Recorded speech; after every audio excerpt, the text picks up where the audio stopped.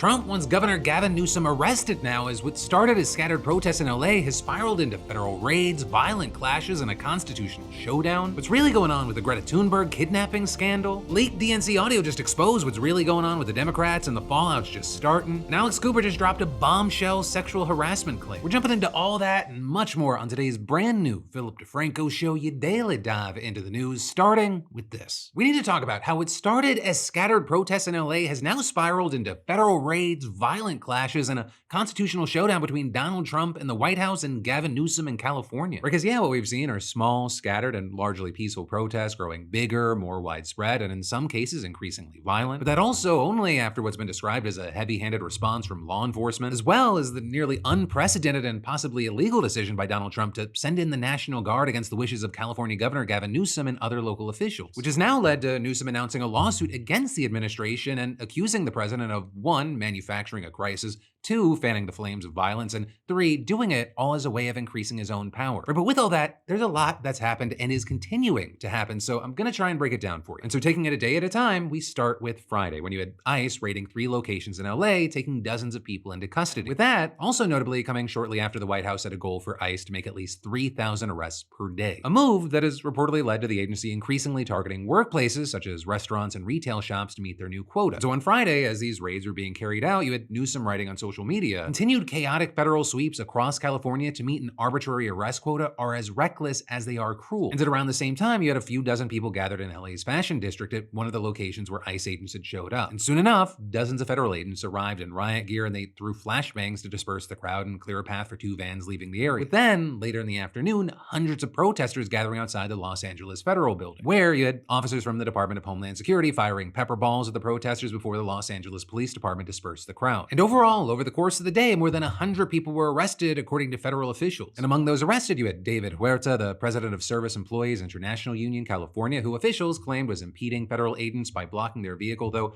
notably there you had video of the incident showing him being knocked down and lying with his head on the curb, with then reports saying that he was briefly admitted to the hospital and he remains in custody. And you had the union leading or participating in rallies in cities all across the US on Monday, and they have called for his release. But then, moving on to Saturday, right, the second day of the protest, there were reportedly rumors that immigration agents planned to raid a Home Depot in Paramount, a small city about 20 miles south of downtown Los Angeles. And again, we saw clashes between law enforcement and protesters who showed up to oppose the raid, with the LA County Sheriff's Department eventually ordering protesters to disperse and warning that they would face arrest or use of force if they didn't. And they made good on that, with officers then shooting tear gas canisters into the crowd even as protesters retreated. Right? And then with all that, you had Newsom, along with LA Mayor Karen Bass, saying in separate comments that they believed that local police could handle these protests. But then, at around 6 p.m. local time, you had Trump signing a memo ordering 2,000 National Guard members to Los Angeles to protect federal officers conducting immigration operations. Right? And that, as he also authorized Secretary of Defense Pete Hegseth to use regular federal troops as necessary to augment the work of the federalized National Guard unit. And so with that, you had Hegseth writing on X, the Department of Defense is mobilizing the National Guard immediately to support federal law enforcement in Los Angeles. And adding, if violence continues, active duty Marines at Camp Pendleton will also be mobilized. They are on high alert. You know, with that, whether you agree or you disagree, this is highly unusual. Right? Normally, a state's National Guard force is activated at the request of the governor, and we've actually seen that several times in recent years. During the pandemic, for example, you had National Guardsmen helping to make face masks, field calls from concerned citizens, disinfect facilities, and assemble testing kits. And following the January 6th insurrection at the Capitol, several states sent Guard members to Washington for additional security. But Trump's federalization of the Guard troops is the first time an American president has used such power since the 1992 LA riots. And then actually, the last time a president sent National Guard troops in to deal with civil unrest without the cooperation of a state governor, that was in Alabama in 1965 when Lyndon Johnson dispatched them to protect a civil rights march led by Martin Luther King Jr. And so with this being a very different situation here, you had Newsom arguing, Trump's hoping for chaos so he can justify more crackdowns, more fear, more control. And whatever the intent or case may be, more chaos is definitely what we saw. Or with protesters in the Sheriff's Department continuing to clash in Compton, which is across the LA River from Home Depot and Paramount. And again, you had officers firing flashbang grenades and rubber bullets at the protesters who threw rocks, glass bottles, and fireworks at the officers. And back in downtown LA, you had protesters gathering outside of the Metropolitan Detention Center, with the police department there setting up a barrier outside the building and declaring an unlawful assembly and ordering demonstrators to disperse. With this then seeing shortly before midnight, Trump bashing Newsom and Mayor Bass, but then also complimenting the National Guard on doing what he called a great job. Though with that, very notably, you had Newsom quickly pointing out the National Guard wasn't even deployed on the ground when Trump posted this. So that's also not the only issue that some have taken with Trump's words. And I mean, even just from that post on Truth Social alone, because for example, you had him him going on to say those radical left protests by instigators and often paid troublemakers will not be tolerated, saying also from now on, masks will not be allowed to be worn at protests. What do these people have to hide and why? But then of course, with that, right when it comes to masks, you have ICE agents coming under criticism themselves or masking up when making arrests, with obviously a key difference there being that they're federal law enforcement agents, not random protesters. And then, regarding the whole outside agitator narrative, you have a number of places pointing out that it's got a long history of being used to try and delegitimize protests, including during the civil rights movement in the 1950s and 60s. Which, hey, understand, is not to say that there are not opportunists in the mix just excited for the chance to see a car on fire. But there are also a lot of people peacefully exercising their right to protest something they disagree with. And with that, moving on to Sunday, we saw both of those things on full display. Or with seeing a lot more cases of apparent vandalism, property destruction, or violence on the part of protesters. I mean, at one point, for example, you had demonstrators throwing tree branches, scooters, fireworks, and debris from a freeway overpass onto police below. Then, somewhere else, a row of self-driving Waymo taxis had their tires slashed, windows smashed, and exteriors spray painted before then being set on fire. And then, several businesses reported looting late in the night, according to the LAPD. But then also, on the flip side of this, there was a lot going around to suggest police haven't exactly been calming things down. Right, Sunday, it started with nearly 300 members of the California National Guard taking positions at 3 different sites around the city, with more than a dozen Homeland Security officers in riot gear joining them at the Metropolitan Detention Center downtown. And then, throughout the day, you had officers deploying crowd-control munitions like rubber and foam bullets and tear gas. And actually, in one case, it's gone massively viral. You had an Australian news reporter being filmed being struck by what appeared to be a rubber bullet fired by law enforcement. You then also had a British photographer reportedly undergoing emergency surgery after being struck in the leg by a non-lethal bullet. We've then also seen the likes of online commentator Hassan Piker getting mixed up in all of it. He was out there, and in one clip, he spoke to someone else who had been hit. I had the Palestinian flag with the Shahada on it,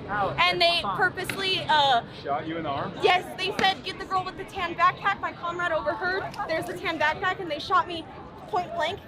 Direct. And then separately, you saw him being a part of a crowd that was being pushed away by cops and fleeing tear gas, with him then also running alongside another clip. People who freak out about retaliation to cops at these rallies need to attend one protest and they'll quickly realize that the agitators are the armed dudes in riot gear tear gassing thousands of unarmed taxpayers who are paying for the chemicals as well as their salaries and pensions. You then also had political leaders across the country speaking out, right? Every single Democratic governor joining Newsom and signing a joint statement condemning Trump's deployment of the California National Guard as an alarming abuse of power. You also had Newsom releasing a statement saying that he formally requested the Trump administration rescind their unlawful deployment of troops in Los Angeles County and return them to his command, and adding, "We didn't have a problem until Trump got involved," saying this is a serious breach of state sovereignty, inflaming tensions while pulling resources from where they're actually needed. We also heard from Trump's border czar Tom Homan saying that he would arrest anyone who obstructs immigration enforcement, with that then being seen by some as a threat to arrest Newsom or other officials, and actually led to a pretty stark response from Newsom himself. Come after me, arrest me, let's just get it over with.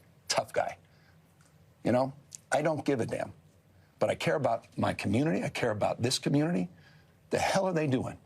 These guys need to grow up. Then also had Trump later saying that California officials who stand in the way will face charges, and you had Newsom responding by claiming that Trump is, quote, inciting and provoking violence, creating mass chaos, militarizing cities, arresting opponents. These are the acts of a dictator, not a president. You then had Newsom having words for any bad actors attending the protests, saying violent acts will not be tolerated. You will be arrested. You will be prosecuted. Donald Trump is using you as an excuse to militarize a city and circumvent our democracy. To the many, many peaceful protesters, we want to keep you safe. We want you to exercise your fundamental rights. But then all of this leading up to Newsom announcing today that his office will sue the administration over its deployment of the National Guard, and warning that Trump's actions could happen anywhere in the country next, saying he flamed the fires and illegally acted to federalize the National Guard. The order he just signed does not just apply to California. It will allow him to go into any state and do the same thing. So there you had Trump continuing to defend the decision and posting today, "If we had not done so, Los Angeles would have been completely obliterated. Just one look at the pictures and videos of the violence and destruction tells you all you have to know." And not only has he defended it, but he has taken some of his rhetoric even further, more clearly endorsing the idea of arresting Newsom. And this afternoon, you had CNN reporting that 500 Marines have now been mobilized to respond to the LA protests, with him saying that this is a significant escalation in Trump's use of the military as a show of force against protesters, but also saying it's still unclear what their task will be once in LA. But then also with all this, I do want to say, especially regarding the way that Trump is talking about the pictures and the videos, and this is important for every situation, when you see something, do not just assume, okay, well, that is definitely what's going on, and it's what's going on everywhere. Right, I get it. When it comes to news and attention, if it bleeds, it leads. Right, it's easy to see some videos or some pictures and go, okay, so it was just widespread lawlessness and chaos. That's all it was. But it is also very important to remember that as far as we can tell, most of the people that were showing up and protesting were doing so peacefully. And away from these few areas of clashes, life was going on as normal for most people in LA. And I mentioned that for two reasons. One, just as part of the job, I think it's important people understand the scope and scale and the context of all the situations. And two, because if you look out there, there are people that are trying to say that this is much bigger than what was actually happening on the ground, and they're trying to do so to manufacture consent. And if you look throughout history, it's done in so many ways all the time, and one of the ways is showing only violent protesters to delegitimize peaceful movements, and you try to engineer public approval for things that people would have once thought was unthinkable. The idea of like sending Marines in against American citizens. But now, according to Trump at least, that's exactly what's on the table. But then, to shift gears from that to a very different story, podcaster Alex Cooper just opened up about being sexually harassed by her soccer coach at Boston University. Because she has a new documentary called Call Her Alex. It's getting released tomorrow on Hulu, but it also just premiered yesterday at the Tribeca Film Festival. And now, according to multiple reports, you have Alex claiming that her school didn't help her as she was dealing with this harassment for years. And so she played soccer under coach Nancy Feldman, with her mom specifically being happy that she chose a school with a female head coach. And so when that coach started paying extra attention to her, she thought, hey, this was because I was working really hard. But according to her, my sophomore year, everything really shifted. I started to notice her really starting to fixate on me way more than any other teammate of mine. And it was confusing because the focus wasn't like, you're doing so well, let's get you on the field, you're going to be a starter. It was all based in her wanting to know who I was dating, her making comments about my body, and her always wanting to be alone with me. With a teammate even corroborating this, and they claimed that when the coach would review game tapes, she'd tell everyone to look at Alex's legs or the way she looked in her uniform. With an Alex even adding that during preseason, the coach would, quote, pull me in, just be staring at me, sit next to me on the couch, put her hand on my thigh. I felt so deeply uncomfortable. I was attending BU on a full tuition scholarship. If I didn't follow this woman's rules, I was gone. It was a psychotic game of, you want to play? Tell me about your sex life. I have to drive you to your night class, get in the car with me alone. And saying every time I tried to resist her, she would say there could be consequences. And there were. With Alex alleging that the coach even benched her for most of a championship tournament after seeing a man drop her off on campus. So prior to Alex starting her senior year at BU, her parents contacted lawyers to discuss pursuing some kind of sexual harassment case. But you also had Alex saying that the attorneys warned that the school would likely drag this out for years and years. And you had Alex and her family saying they gave BU written documentation of her coach's actions, but said that the athletics office declined to penalize the coach. And even though Alex wanted to stay on the team, they basically told her instead of firing the coach, she could just keep her scholarship without playing. With Alex then adding, no investigation. Within 5 minutes, they had entirely dismissed everything I had been through. I felt a lot of anger. Anger at my coach, anger at my school, and anger at the system that allowed this to happen. I don't think anyone could have prepared me for the lasting effects that came from this experience. She turned something that I love so much into something extremely painful. And for longtime fans, this is actually something Alex kind of alluded to in the past, telling the New York Times back in 2022 that she dealt with what she called a traumatic experience while playing college soccer, but she declined to fully detail what happened. And notably, it's also similarly alluded to in the trailer for the documentary and kind of pointed to as a turning point in her life that made her want to use her voice. I experienced something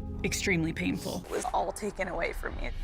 It ignited this desperate rush to find my new purpose. And as far as that coach, while she got to keep her job and was celebrated throughout the city of Boston, she has since retired. Right, and with that, neither she nor Boston University have responded to several outlets' requests for comment. But as far as Alex, during a Q&A at the film festival, she opened up about her decision to tell this story and revealed that she is still scared to talk about it today. But then saying, I actually think this is just the beginning. It's really opened my eyes to how difficult the system is, and it's so built against us as women, and we have to fight so fucking hard to have our voices heard, and we are denied or we're questioned or you feel shame. And that started to really get into my head of, how am I about to not put this in the documentary? I realized, holy shit, I have so much more work to do, and I'm going to use my platform to hopefully inspire other people to come forward and tell their stories, because conversation is the only way that we're going to actually have change. And with all that, it's going to be very interesting to see what comes, if anything, from the release of this documentary, whether it be with the coach or the school in question, or just with other people sharing their stories. And then you've got even more news you need to know about in just a minute. But first, gotta pay some bills and say, have you ever gotten so frustrated with buying furniture that you almost consider throwing pillows down and just sitting on the floor like forever? I think we've all been there at some point, but that was before our sponsor, Rove Lab, which came along with their M1 sofa and their biggest discount yet, just for you beautiful bastards. Right? I mean, it arrives ready to use, no tools, no confusing instructions, no extra hands needed. Straight out the box, it's good to go, and in just a couple of days, the sofa will be fully firm. And whether you're in a cramped apartment or a spacious house, the M1 sofa, it fits. There's no wrestling it through your door. And with Rove Lab's smart foam tech, the cushions actually get better with every sit. It's built to make your life simpler with zero sacrifice on style or comfort. I mean, this thing, it's built for real life. Pets, kids, spills, no problem. Or the performance weaves fabrics, durable, spill resistant, and safe for the whole family. And its modular design, it lets you rearrange and customize any space. I mean, getting a great sofa has never been easier. So, don't wait. Right now, for you, they're giving you up to 50% off and an extra $200 off on top of the Father's Day sale that's already happening on the website. But only for the next 48 hours. So hey, go to rovelab.com/DeFranco or scan that code on screen today for an extra $200 off. But then, getting back to the news, Greta Thunberg says that she's been kidnapped by Israeli forces. If you see this video, we have been intercepted and kidnapped in international waters by the Israeli occupational forces or forces that support Israel. I urge all my friends, family and comrades to put pressure on the Swedish government to release me and the others as soon as possible. With that pre-recorded video being released today after Israeli forces seized a ship occupied by Thunberg and 11 other activists from several different countries. Right, and the ship in question here was bound for Gaza after departing from Italy last week on a voyage organized by the pro-Palestine group Freedom Flotilla Coalition, with the goal there being to deliver a small amount of food aid for Gaza and draw international attention to the humanitarian crisis. So very notably here, the activists have described the food delivery as a symbolic amount of aid and made it clear that the trip was mostly about raising awareness for the issue and protesting Israel's blockade, which actually has been in place in some fashion since Hamas took power in 2007. With Israel arguing that the blockade is necessary to prevent Hamas from importing weapons, though critics say that it's unfairly punishing Palestinian civilians. But then also, as we've talked about before, more recently, Israeli leaders have banned all international aid from reaching Gaza and enacted their own limited system of aid delivery under armed guard, and it's resulted in some violent confrontations. Right, and all of that, it's coming amid growing concerns over malnutrition and potential famine in the war-torn region. As far as this boat, as it neared Israel, you had the country's defense minister ordering the military to prevent the ship from reaching Gaza, claiming that the mission was a propaganda effort in support of Hamas. And that, as you had the Israeli Foreign Ministry posting a statement on X where they called the effort a media gimmick for publicity, claiming that the maritime zone off the coast of Gaza is closed to unauthorized vessels under a legal naval blockade, and adding, unauthorized attempts to breach the blockade are dangerous, unlawful, and undermine ongoing humanitarian efforts, and saying we call on all actors to act responsibly and to channel humanitarian aid through legitimate, coordinated mechanisms, not through provocation. And since then, the ministry has made numerous posts trying to undermine the voyage as a publicity stunt and repeatedly referring to the boat as the selfie yacht, with them sharing a video yesterday of an Israeli naval officer engaging with the ship and instructing it to change course as it approached the restricted area, and then later confirming that the boat had been seized by Israeli forces, writing, the selfie yacht of the celebrities is safely making its way to the shores of Israel. The passengers are expected to return to their home countries. And once again, they went on to accuse Thunberg and the other activists of attempting to, quote, stage a media provocation whose sole purpose was to gain publicity, noting that the delivery included less than a single truckload of aid, and adding, there are ways to deliver aid to the Gaza Strip. They do not include Instagram selfies. The tiny amount of aid that was on the yacht and not consumed by the celebrities will be transferred to Gaza through real humanitarian channels. Though notably there, you had many people pushing back on that and noting that the activists themselves never painted this as a huge aid mission, right? Saying that from the start, this was a symbolic effort to raise awareness, which is then why you had a number of people saying that it seems like Israel actually played right into their hands with that one by widely publicizing this whole ordeal, especially because the foreign ministry has continued to post about it online, even sharing a video of the activists that got over 27 million views on X and writing, all the passengers of the selfie yacht are safe and unharmed. They were provided with sandwiches and water. The show is over. With the agency then also posting a widely viewed photo of Thunberg and claiming that she was on her way to Israel, safe and in good spirits. Right, so again, you had people arguing if their main mission was to draw attention to the humanitarian situation, it looks to some degree like they succeeded. But then also the Freedom Flotilla Coalition capitalizing on that and issuing a statement reiterating Thunberg's claim that the activists had been kidnapped by Israeli forces while trying to deliver aid. And with that, claiming that the Israeli forces had acted illegally because they took the ship in international waters about 120 miles from Gaza, saying the ship was unlawfully boarded, its unarmed civilian crew abducted, its life-saving cargo including baby formula, food, and medical supplies confiscated. And that was also echoed by a rights group in Israel that told reporters it was representing the activists, with them saying in a statement that Israel had no legal authority to seize the ship because it was in international waters and because it wasn't headed to Israel but to territorial waters of the state of Palestine. Palestine. And all in all, calling it a serious breach of international law. As far as what happens next, you have Israeli officials saying that they'll sail the boat to an Israeli port. So as far as how it's going to play out from there, we'll have to wait to see. And in the meantime, I'd love to know your thoughts on this. Then, shifting gears from that to other news. This new leaked audio, it exposes what's really going on inside of the Democratic Party right now. And for some context, you should know that back in February, the Democratic National Committee actually elected new leadership in the wake of its just traumatizing defeat in November, with Democrats voting in two people who now represent opposing perspectives about how to move the party forward during the second Trump term. You've got 51-year-old Ken Martin, the new DNC chair, and 25-year-old David Hogg, who is one of 5 new vice chairs. Right, and Martin, he's a real nuts and bolts, experienced party man. He's led the Minnesota Democratic Farmer Labor Party for some 14 years and cultivated relationships with leaders around the country. Whereas then Hogg, by contrast, is a much younger, much more militant voice from the activist wing of the party, with him emerging as a leading advocate for gun control after the 2018 Parkland school shooting, which he survived. When politicians say that your voice doesn't matter because the NRA owns them, we say no more. When he secured a seat in the actual party leadership, a lot more moderate Dems were worried because they were worried he was too far left for them, with him, among other things, digging up tweets in which he said stuff like, "I'm one of the most politically toxic people in the country and I'm too radical for American politics," as well as for saying things like billionaires shouldn't exist, all drugs should be legal, college should be free, and healthcare should be universal. Then, in April, it appeared he really crossed a line that finally brought him into conflict with Ken Martin, because his private group, Leaders We Deserve, which he co-founded in 2023, announced plans to spend $20 million funding primaries against sitting House Democrats, with Hogg explaining, "We have a culture of seniority politics that has created a litmus test of who deserves to be here. We need people, regardless of their age, that are here to fight," and adding, "People say they want change in the Democratic Party, but really they want change so long as it doesn't potentially endanger their position of power. That's not actually wanting change, that's selfishness." I think having members face a challenge in a safe seat, there are only potential benefits that can come from that,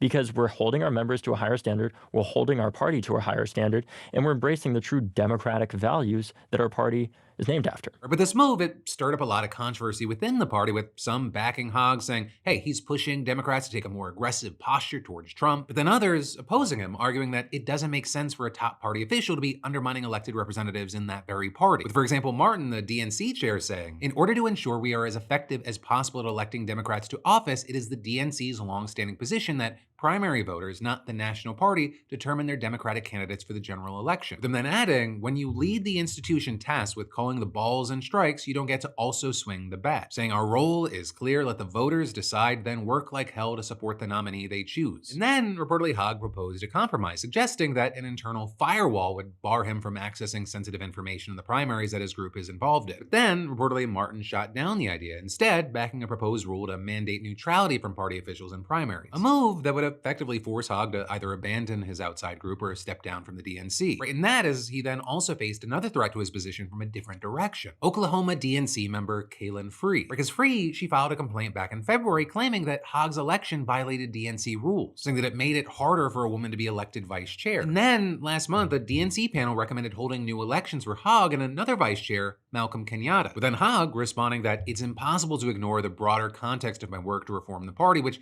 loomed large over this vote, and that the DNC has pledged to remove me, and this vote has provided an avenue to fast-track that effort. And then, a few days later, roughly 10 DNC officers and staff reportedly held a Zoom meeting, with then Politico obtaining a clip where you had Martin saying to Hogg, "I deeply respect you, David. I too was looking forward to working with you, but this has created a situation, and I'll be very honest with you, for the first time in my 100 days on this job, and Jessica knows this,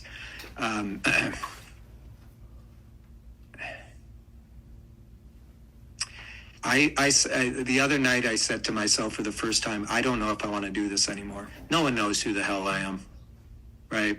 I'm trying to get my sea legs underneath of me and actually develop any amount of credibility so I can go out there and raise the money and do the job I need to put ourselves in a position to win. And again, I don't think you intended this, but you essentially destroyed any chance I have to show the leadership that I need to. Right, and after that leaked yesterday, it blew up online for obvious reasons. Right, it's not every day that you hear a DNC chair telling a DNC vice chair he might have to resign because his capacity for leadership has been destroyed. And as far as the reaction to it, a lot of it seems to be sympathetic to Martin, with us seeing, for example, 6 people who were on the call defending Martin in statements to Politico, and some also attacking Hogg, like Jane Kleeb, for example, president of the Association of State Democratic Committees, committee, saying instead of helping to rebuild the party he's supposed to serve, he's attacking it for personal gain. That might boost his PAC's fundraising, but it erodes trust in the very institution we're trying to reform and strengthen. And that, as you had DNC Associate Chair Stuart Applebaum added, the stakes are so high right now that we can't afford distractions like the ones that David has created. But you also had a lot of people criticizing Martin for buckling so fast under so little pressure, with one person posting, if you've spent decades in party politics and you are being outmaneuvered by David Hogg, maybe it's time to give up the ghost. And another agreeing, I've still got some Hogg skepticism, but if saying we should primary old people ruined Martin's ability to show leadership, then he didn't have it to begin with. And then, as far as Martin himself, he told the outlet, I'm not going anywhere. I took this job to fight Republicans, not Democrats. So as far as Hogg, he may be going somewhere. Right in that, because this week DNC members will vote on whether to hold new elections for his and Kenyatta's posts. But then from that, as we start to wind things down today, I want to shift gears to a human interest piece. I want to talk about Michael Baker. Right? You've never heard of him because he's a teenager who just graduated from Mill Creek High School in Georgia. You know, on the day of his graduation, he walked across the stage, got the diploma, took the pictures, did all the normal graduation day stuff. And then he and his family, they decided to go get dinner at the Burger King that Michael had been working at for the last few months. But then when they walked in, Michael saw that the store was shorthanded for the day, and so he decided to jump in and help for a bit. So he's behind the counter, still wearing his graduation sash and medals, filling orders, serving customers, not even clocked in, just ready to help. And then, just so happens, a few minutes later, Maria Mendoza pulls up through the drive-thru. Right, Maria's daughter, Daisy, she also graduated from Mill Creek High School, and Maria, she was going through the Burger King to take some dinner home and celebrate. But then she saw Michael, and she later said in an interview, my whole world froze. My first thought was, he's working. He's not out celebrating like the rest of the kids. My child gets to be with me after the ceremony, and he's here. So she just whips out her phone and starts taking a video of Michael in action, and she posted on TikTok. And in that video, she calls on Burger King to give him a scholarship. And that video goes viral. Gets over 4 million views with countless people asking for ways to donate to him. And so Maria, she sets up a GoFundMe with the goal of $5,000 to kickstart his education fund. With the donations then just starting to come in, hitting more than $6,000 by the time they even tell Michael about this. So I did a GoFundMe for you, and so far it has raised over $6,000. Here we go. Over $6,000. I told you it was worth it, buddy. I told you. But then local and national outlets see this story, they pick it up, and the fundraiser has now hit more than $220,000. With then on top of that, the Burger King Foundation getting on board and giving Michael a $10,000 scholarship, saying for him to come by the restaurant on one of the biggest days of his life, to share the moment with his BK family and choose to jump in and help is a testament to his character. And for good measure, they also gave Maria's daughter, Daisy, the same $10,000 scholarship as she gears up to attend Georgia State University to study neuroscience, and they added there, it was Maria's kindness and empathy that helped bring Michael's story to the world, so we are excited to also celebrate her daughter Daisy with a scholarship for her studies. Right, and as far as Michael, he's been working since he was 16 years old, and his original plan was to just take a gap year to save money before being able to go to college to study automotive technology, saying, you know, if he couldn't come up with the money there, his plan was to then join the Army, which would cover the cost of his tuition. But now, thanks to all this, he's looking forward to going to trade school this fall, and the rest of the money is going to be going to fixing up his car and then into a trust. And so, hey, with that, I will say, I know how this goes. I would love to live in a society where, you know, college was free for everyone could go. But that is not the reality for many people in this world. And so, you know, it's kind of cool to see someone that's empathetic and thoughtful and took the time, and someone who cares about his coworkers, who cares about having that work ethic, being rewarded for having that. You know, I find myself agreeing with Maria, who said, there's still a lot of humanity out there. There's still a lot of hope. We can help each other out without expecting anything in return. But that, my friends, is going to bring us to the end of today's show. Thank you for watching, and I'll see you right back here tomorrow, because remember, I got a brand new show for you every Monday, Tuesday, Wednesday, and Thursday at 6 p.m. Eastern, 3 p.m. Pacific. Love you, mean it, bye.